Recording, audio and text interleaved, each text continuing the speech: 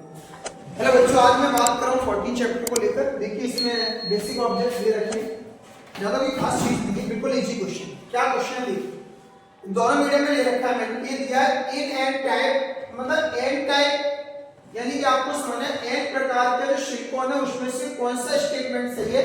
सबसे पहले electrons are majority carrier and trivalent atoms are the dominant. Electron बहुसंख्यक वाहक है और तेजस्वी अपर, ऐसा तो बिल्कुल भी नहीं। इलेक्ट्रॉन्स आर मेजॉरिटी, ये तो यही से क्लियर है, हमको लग भी रहा था क्योंकि एन टाइप में आप सबको पता होना चाहिए इलेक्ट्रॉन्स क्या होते हैं, मेजॉरिटी में।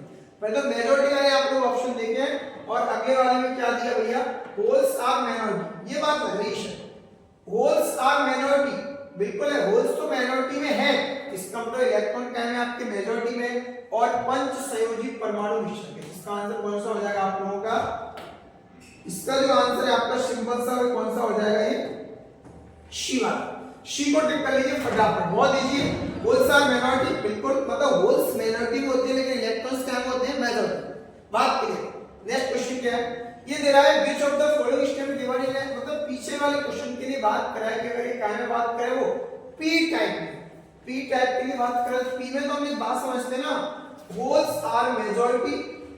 बात एक हिंट समझ लें आप लोग, P for positive, N for negative. तो इलेक्ट्रॉन्स क्या होते हैं, नेगेटिव। तो एन में तो इलेक्ट्रॉन्स रहते हैं और पी में क्या रहते हैं, होल्स रहते हैं। पी में क्या रहते हैं, होल्स। इसलिए सेकंड वाले के लिए क्या हो जाएगा आपका डी हो जाएगा।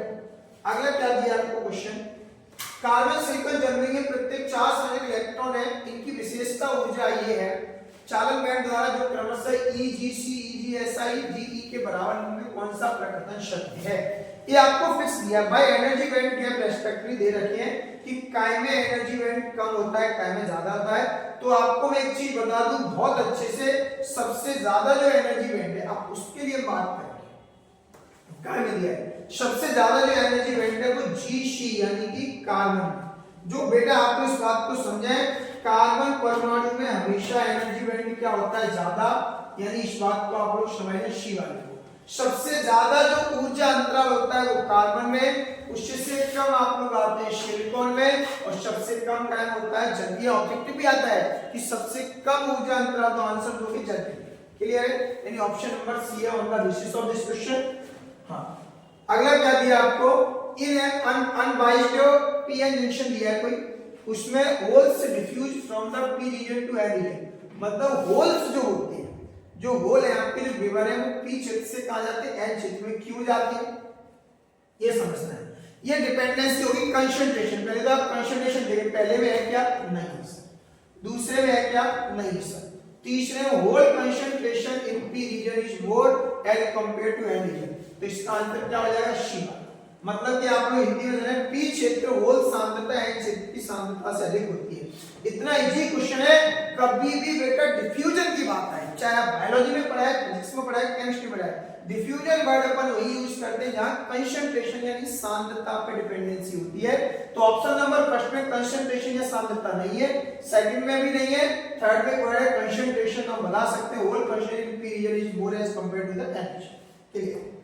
अगला क्वेश्चन क्या है, when a forward bias is applied to a P junction it, मतलब फॉरवर्ड बायस हिंदी में बोल सकते हैं आप लोग अग्र अवनति। हिंदी मीडियम वाले बच्चे समझेंगे इस बात को, अग्र अवनति। काय में बेटा, अग्र अवनति। क्या पूछ रहा है, अनुप्रयुक्त किया जाता है तब यह विभव रोधक यानी प्राचीर विभव, हमने क्लास में पढ़ा है, इसका एक नाम और भी जानते हैं प्राचीर विभव। बात क्लियर, विभव रोधक। Raise the potential barrier, reduce the majority carrier, lowers the potential barrier।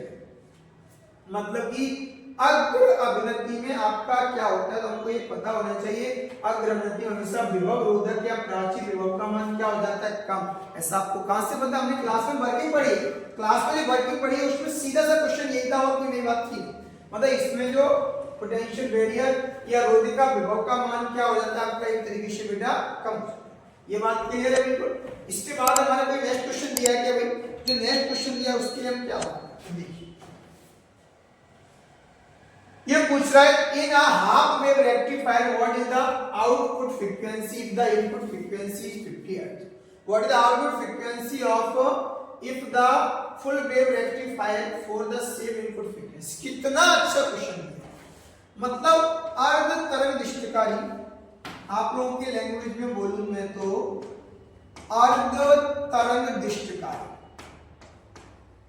अर्ध तरंग दिष्टकारी और पूर्ण तरंग दिष्टकारी। बताइए अर्ध तरंग दिष्टकारी, पूर्ण तरंग दिष्टकारी। ये पूछ रहा है कि आपको इनपुट फ्रीक्वेंसी दी है 50 हर्ट्ज, मतलब इनपुट फ्रीक्वेंसी की वैल्यू कितनी है 15 हर्ट्ज, तो आपको पता है कितनी। भैया जस्ट बहुत इजी क्वेश्चन है, मतलब कि हमको जो फ्रीक्वेंसी दी जाती है इनपुट हाफ वेव में, तो हमें जितना था उतना ही मिल जाता है, और फुल में क्या हो जाएगा सर, प्रॉब्लम में डबल, यानी कितना हो जाएगा सर, कैसे पढ़ा, तो इसकी दोनों साइकिल में हमको करंट मिलता है और इसकी सिर्फ एक साइकिल में करंट मिलता है। बात समझ में आ रही है ना? तो फर्स्ट वाले केस के लिए तो आप लिख दोगे 50 हर्ट्ज, मतलब अर्ध तरंग दिष्टकारी में, पूर्ण तरंग में कितना आ जाएगा 100 हर्ट्ज।